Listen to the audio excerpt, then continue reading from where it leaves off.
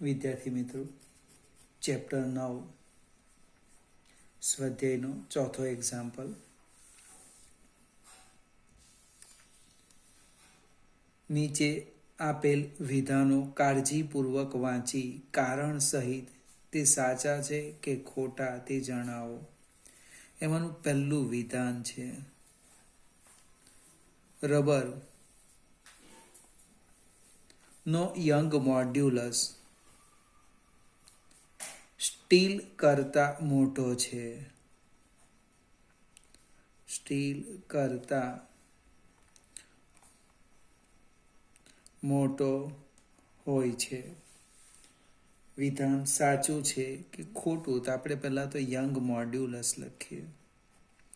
Young modulus એટલે પ્રતિબળ ભાગ્યા વિકૃતિ.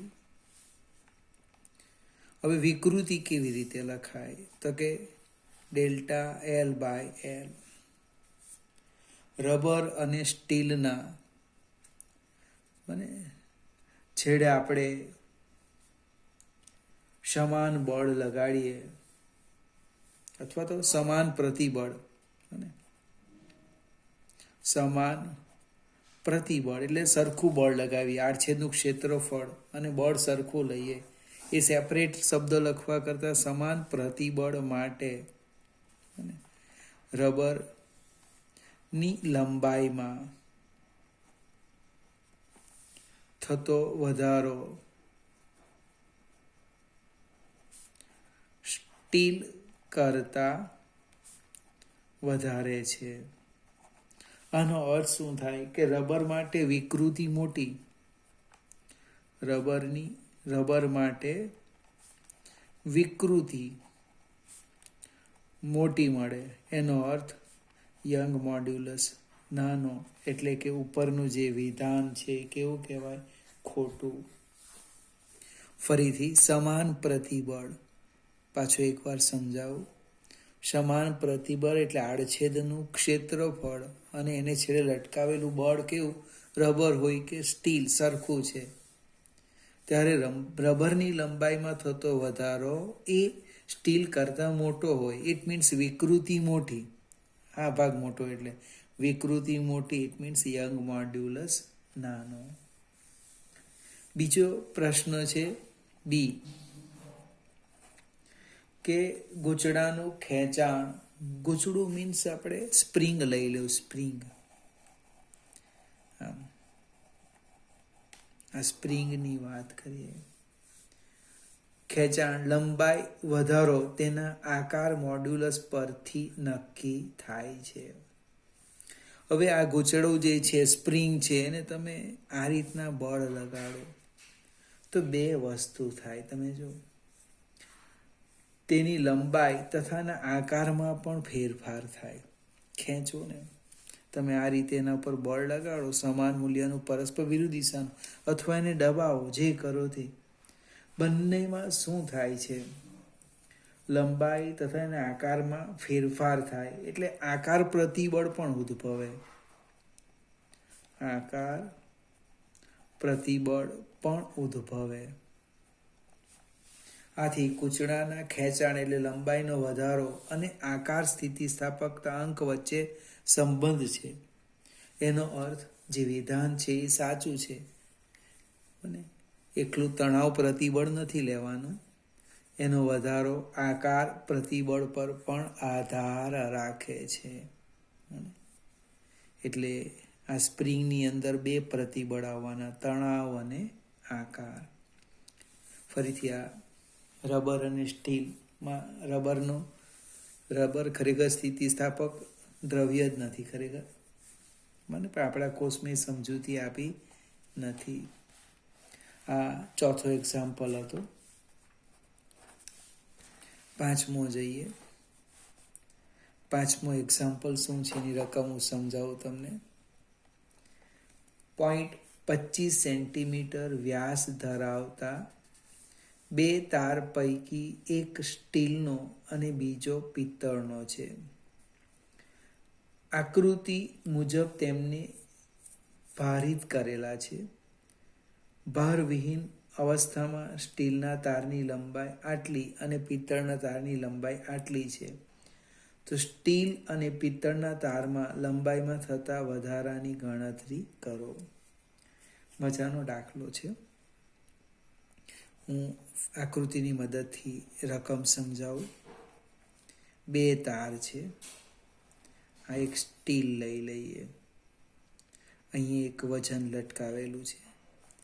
આ એક પિત્તળ લઈ લઈએ. અહીંયા વજન લટકાવેલું છે. આ સ્ટીલ મીન્સ લોખંડ. બરાબર, આપણે એને એ તાર આપીએ. સ્ટીલ માટે એ વાપરીએ અને પિત્તળ માટે બી વાપરીએ. હવે અહીંયા જે દળ છે એને હું M1 કેમ 4 કિલોગ્રામ છે. આ જે દળ છે આકૃતિમાં આપ્યું છે મિત્રો, રકમમાં નથી. 6 કિલોગ્રામ છે. ત્યાર પછી કોમન વ્યાસ આપ્યો છે D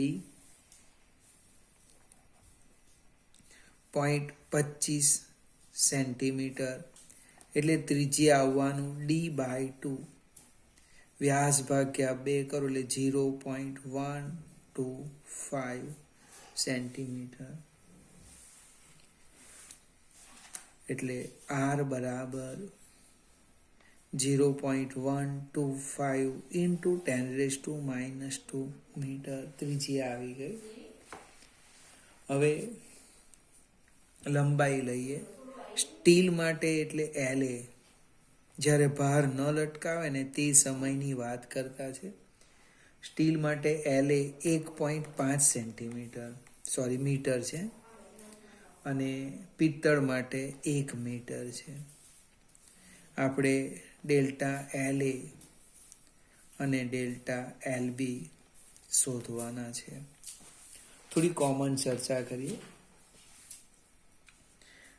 બંનેના યંગ મોડ્યુલસ આપણને આપ્યા નથી એટલે આપણે લખવું પડશે. સ્ટીલ માટેનો યંગ મોડ્યુલસ મને ખબર છે, 2×10⁻11 ન્યૂટન પર મીટર સ્ક્વેર. સ્ટીલ એટલે A. અને પિત્તળ માટેનો આપણે આગળ જે કોષ્ટક છે એનો ઉપયોગ કરીને લખી દઈએ.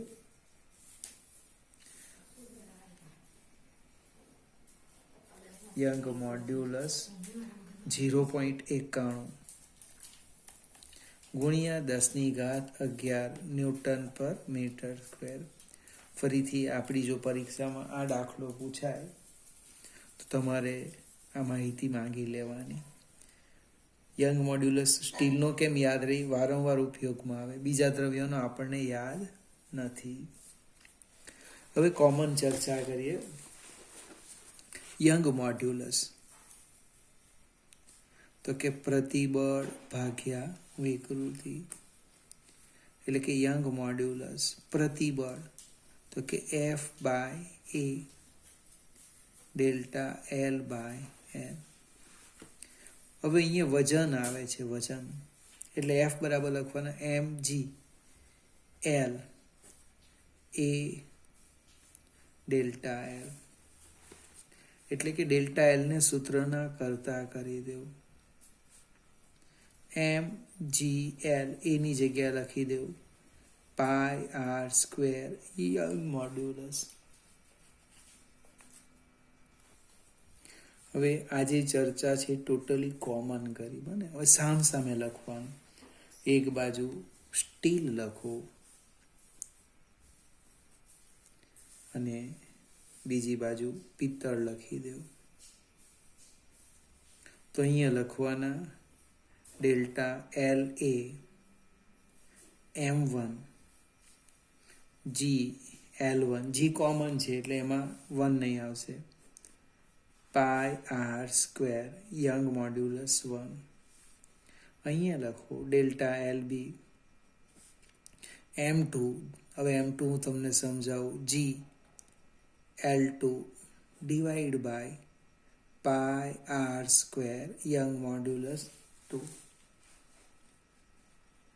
હવે M1 કેટલા? તો કે 4 કિલોગ્રામ લખ્યું છે એટલે પાછી અહીંયા ભૂલ થશે. અહીંયા આપણે એમ એ લખી દઈએ અને એમ બી લખીએ. એમ એ અને એમ બી.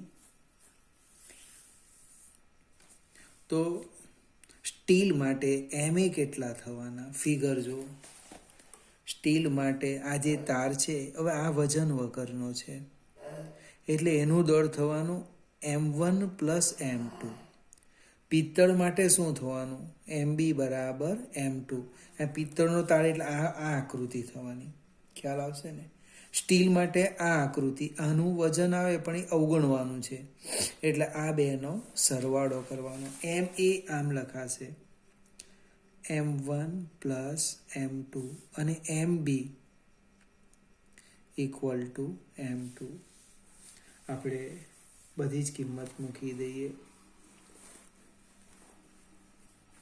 એમ ડેલ્ટા એલ એ બરાબર આપણે એમ એ એટલે m1 પ્લસ m2, m1 4 વત્તા 6 ગુણ્યા 9.8 ગુણ્યા L1 આપણને આપ્યા છે 1.5 ડિવાઈડ બાય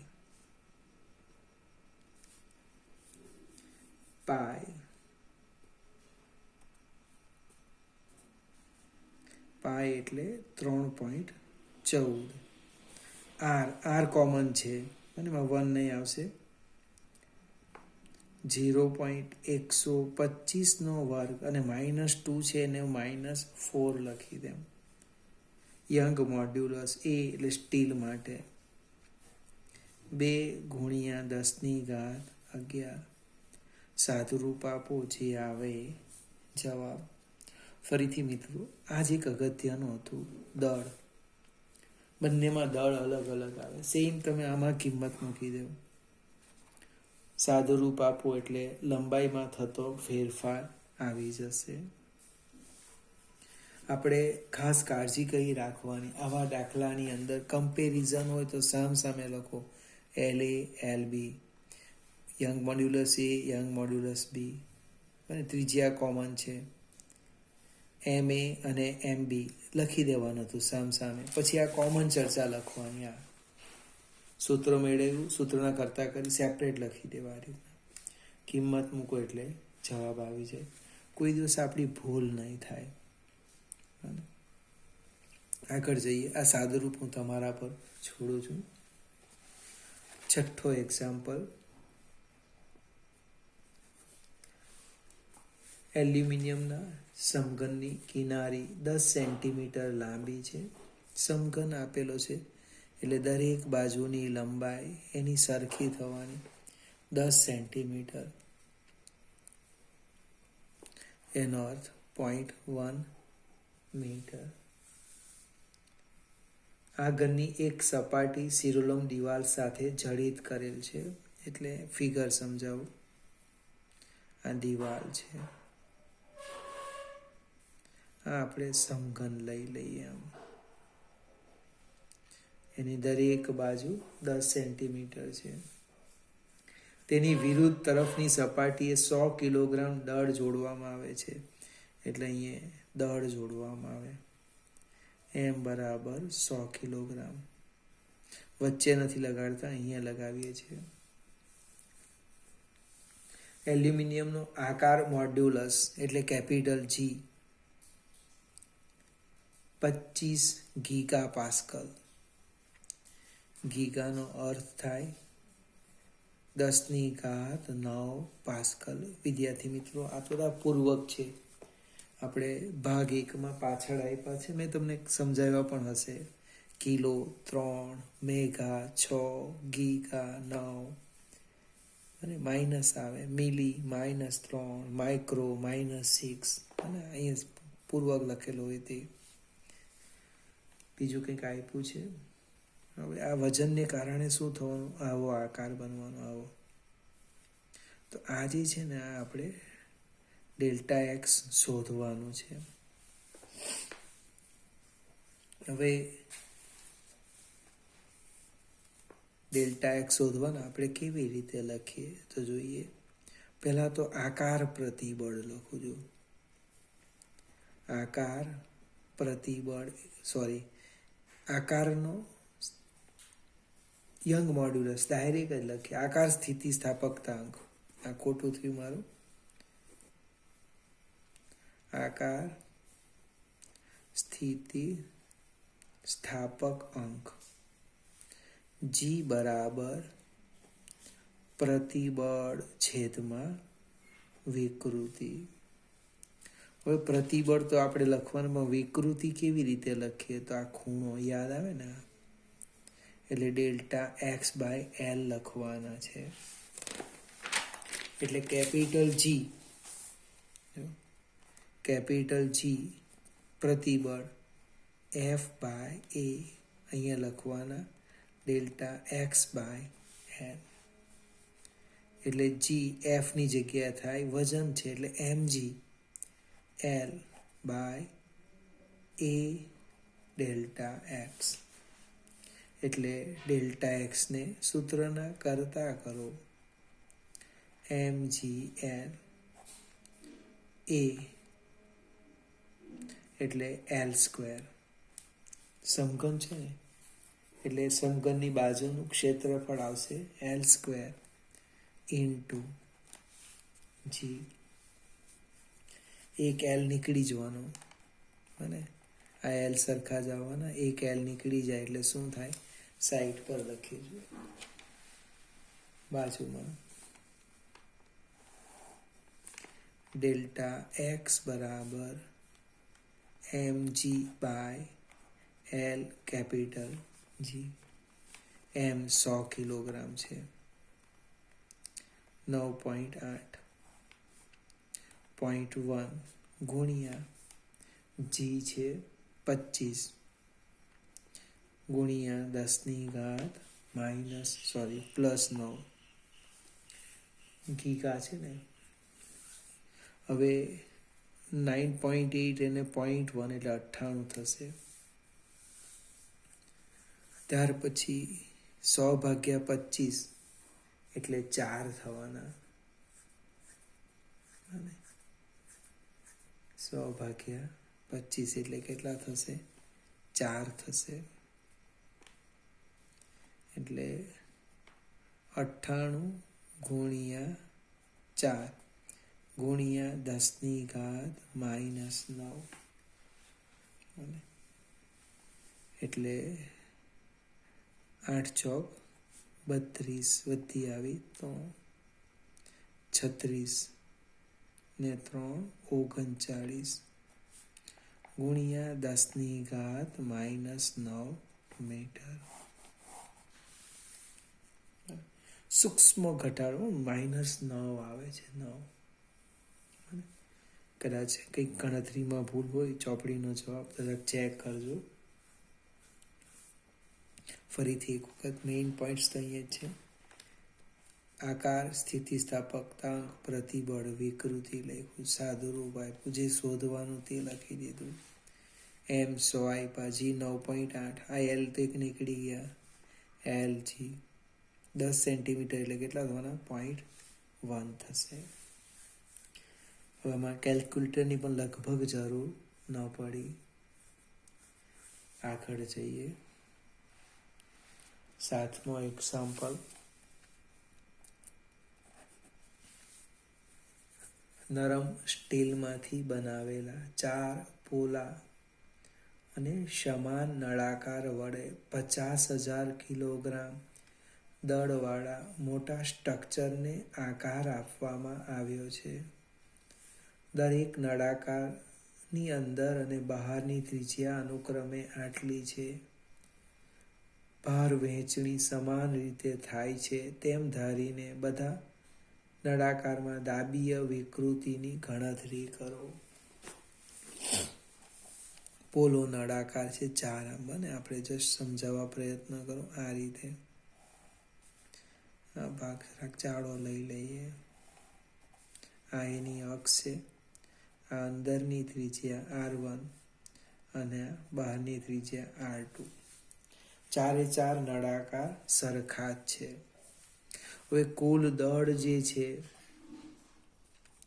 એ એમ આપેલું છે 50,000 કિલોગ્રામ. અંદરની ત્રિજ્યા, નાની એ અંદર, મોટી એ બહાર, યાદ રાખવાનું. 30 અને ભૂલ થાય તો પણ ચિંતા કરવાની. 30 સેન્ટીમીટર એટલે 0.3 મીટર. R2 60 centimetre 0.6 metre. અને પ્રશ્ન કયો છે? ડાબીય વિકૃતિની ગણતરી કરવાની છે. હવે દરેક નળાકાર પર ડાબીય બળ લખીએ. દરેક નળાકાર પર ડાબીય બળ અથવા તો 4 સરખા છે, એની પર લાગતું દબાણ કેટલું થવાનું?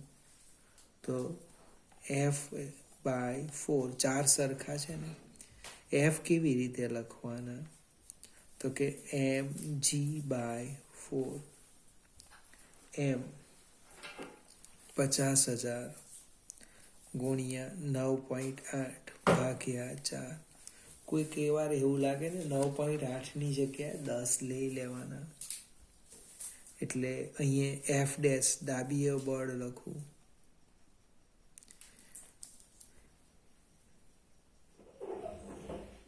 સાદું રૂપ આપીએ 1 લાખ. એક મિનિટ મિત્રો, આપણે 50,000 બરાબર છે 1,22,500 ન્યૂટન. હું કેમ અટકી ગયો તે સમજાવું. 50,000 છે, એને 4 વડે ભાગું તો લાખ નહીં આવે, પણ બાજુમાં 10 છે ને, એટલે 5 લાખ થઈ જવાના. ખ્યાલ આવશે ને? આગળ જઈએ. આપણે પ્રશ્ન કયો છે? વિકૃતિ શોધવાનો.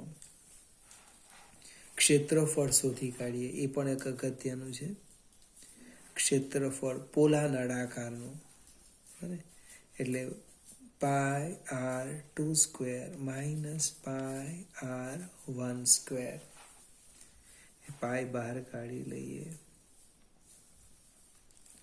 r2² -r1² એટલે કે 3.14 કૌંસમાં r2 0.6² ઓછા 0.3². હવે અહીંયા કે મૂલ્ય નાના છે એટલે પ્રશ્ન નહીં. 3.14 કૌંસમાં 0.36 -0.09.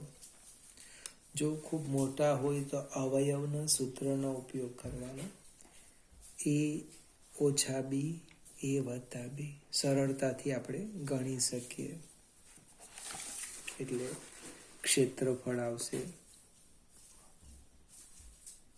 3.14 ગુણ્યા 0.27. ડાયરેક્ટ લખું છું 0.8478 મીટર². ચેક કરજો, ભૂલ હોઈ પણ શકે. હવે સહેજ આગળ જઈએ. સ્ટીલના છે એટલે યંગ મોડ્યુલસ લખીએ. પ્રતિબળ છેદમાં વિકૃતિ. વિકૃતિ તો શોધવાની છે, એટલે પ્રતિબળ છેદમાં યંગ મોડ્યુલસ.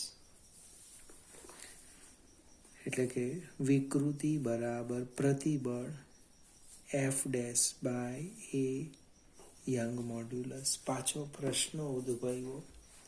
આપણને યંગ મોડ્યુલસ આપ્યો નથી. સ્ટીલ છે એટલે યાદ રાખવાનું. આ થોડુંક કામ ભારે છે, એટલે વિકૃતિ લખું છું. જો F' 1,22,500 divide by a 0.8478 into steel 2 ગુણ્યા 10⁻11. હવે આ ચેપ્ટરની જ્યારે ચર્ચા કરીએ ત્યારે યંગ મોડ્યુલસ યાદ રહેશે સ્ટીલનો. કેમ ઉપયોગ આવે એટલે, પછી આપણો ઉપયોગ નથી આવતો એટલે ભૂલી જવાય સ્ટીલ માટે. અને આનું સાદું રૂપ આપો અને જે આવે એ આપણો જવાબ એકમ રહિત. હવે કુલ દાબીય વિકૃતિ પૂછેલી છે. કુલ દાબીય વિકૃતિ તો આમ લખવાનું ગુણ્યા 4, એટલે આ જે જવાબ આવશે એને 4 વડે ગુણવાના એટલે જવાબ આવી જશે. સેજ આગળ જઈએ. 8મો એક્ઝામ્પલ.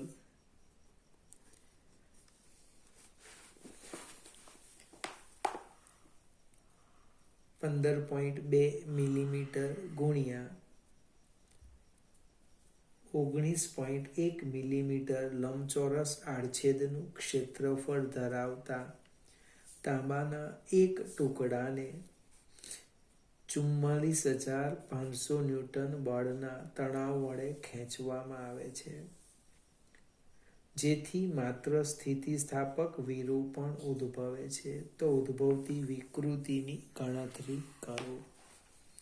અહીંયા તમને ક્ષેત્રફળ આપ્યું છે, આવી રીતે લખ્યું છે. જો 15.2 ગુણ્યા 19.1 મિલીમીટર ગુણ્યા મિલીમીટર એટલે મિલીમીટર સ્ક્વેર થશે. હવે એને તમારે મીટરમાં ફેરવવાનું, એટલે 15.2 ગુણ્યા 19.1 10⁻³ એનો વર્ગ એટલે 10⁻⁻6 મીટર સ્ક્વેર. બળ આપ્યું છે F, તણાવ બળ 44,500 ન્યૂટન. ફરીથી એકને એક પ્રશ્ન. કોપરનો યંગ મોડ્યુલસ નથી આપ્યો, એટલે ચોપડીમાં આગળ છે ક્યાં તમને આ આપવું ફરજિયાત છે. યંગ મોડ્યુલસ કંઈક યાદ રહેવાનો નથી. અને વિકૃતિ શોધવા કીધી. ચલો તમે જે કહે તે સૂત્ર આપણે લખીએ. હું 1 મિનિટ રાહ જોઉં છું, તમે લખી દેવો એટલી વારમાં.